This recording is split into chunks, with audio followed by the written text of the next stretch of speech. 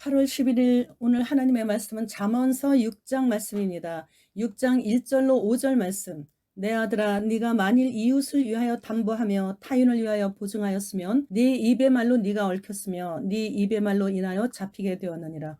내 아들아, 네가 네 이웃의 손에 빠졌은즉 이같이 하라. 너는 곧 가서 겸손히 네 이웃에게 간구하여 스스로 구원하되 네 눈을 잠들게 하지 말며 눈꺼풀을 감기게 하지 말고 노루가 사냥꾼의 손에서 벗어나는 것 같이 새가 금을 치는 자의 손에서 벗어나는 것 같이 스스로 구원하라. 이스라엘은 원래 동족끼리는 돈을 빌려주고 이자를 받지 못하게 했어요. 그것은 오늘날처럼 돈을 벌기 위한 거래가 아니라 동족인 이스라엘의 어려운 자들을 돕는 수단이었기 때문이죠.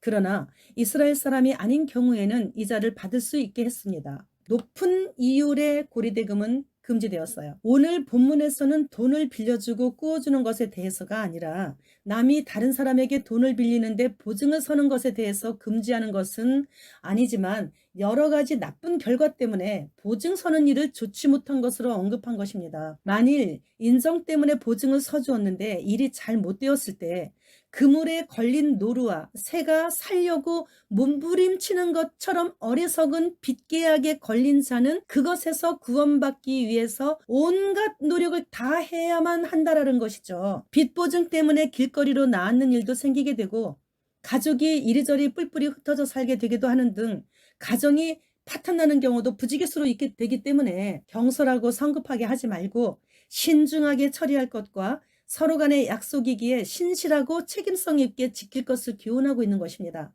지금도 이렇게 보증 섰다가 부도가 나게 되면 일하는 직장까지 찾아와서 망신을 주면서 어깨라고 불리는 자들까지 다 동원해가지고 온갖 협박과 위협으로 일상생활을 불가능하게 하는 일들을 우린 종종 듣고 있지 않습니까? 그럴 때 자기 스스로 빠져나오라고 말씀하시는 거예요. 누가 보증 선 사람을 위해 또 보증을 서주겠습니까? 아무도 도움의 손길을 펼 수가 없게 됩니다. 그때는. 그래서 자신이 보증을 선 그 본인이 스스로 혼자 그 일들을 감당하라는 거예요. 천국도 마찬가지예요. 하나님과 1대1의 관계예요. 누구 때문에 뭐 이런 그런 말 안 통해요.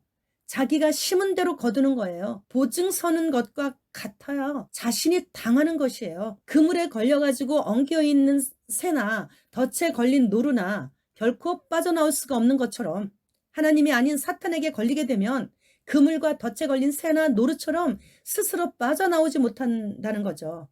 그러면 어떻게 돼요?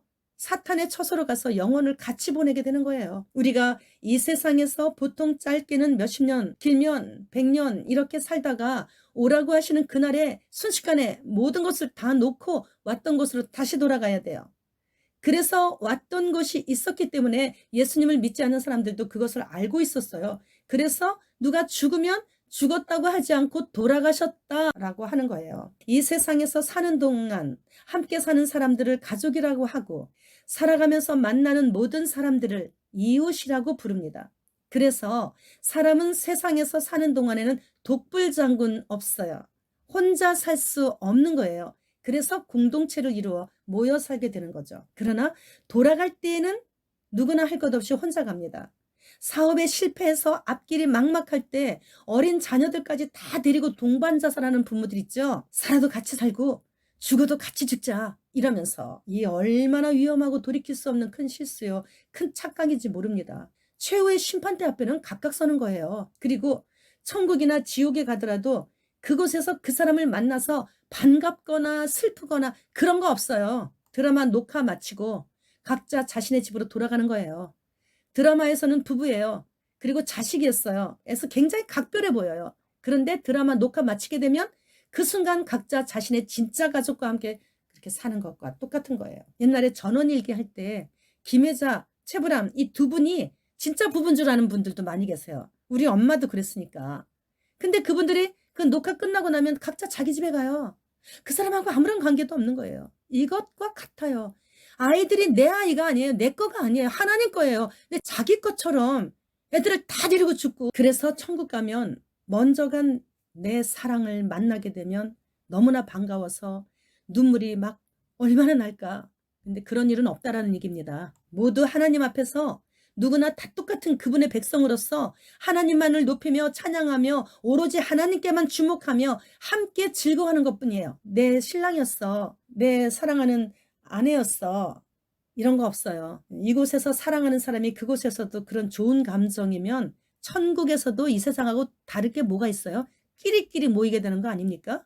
그렇다면 이곳에서 살 때 고향이 어딘지, 어디서 태어났는지, 언제 태어났는지 생일도 모르고 그런 고아는 슬픔도 눈물도 없는 천국에 가서까지도 슬퍼요. 천국은 절대로 그런 곳이 아닙니다. 그래서 우리는 지금 당장 이러한 사적인 인정에 얽매여 가지고 내가 좋아하는 사람끼리 그렇게 편을 가르던 그런 모든 것들을 빨리 정리해야 되는 거예요.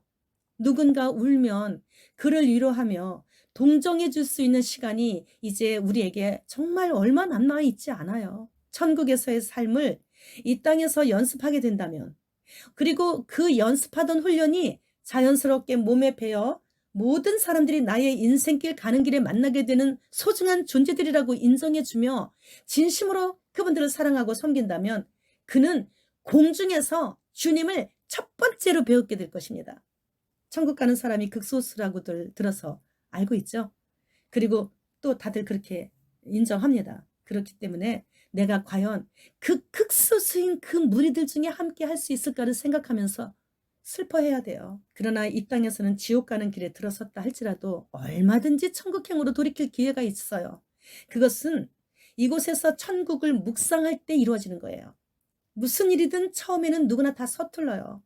그러나 천국에는 어떤 일이 있어도 반드시 들어가야만 하기에 연습과 훈련을 꾸준히 계속 반복해 나가다 보면 내가 본래 그런 사람이라고 스스로도 인정하게 될 정도의 그런 사람이 된다면 그 사람은 어느새 천국으로 들어가는 문을 지나고 있는 거죠.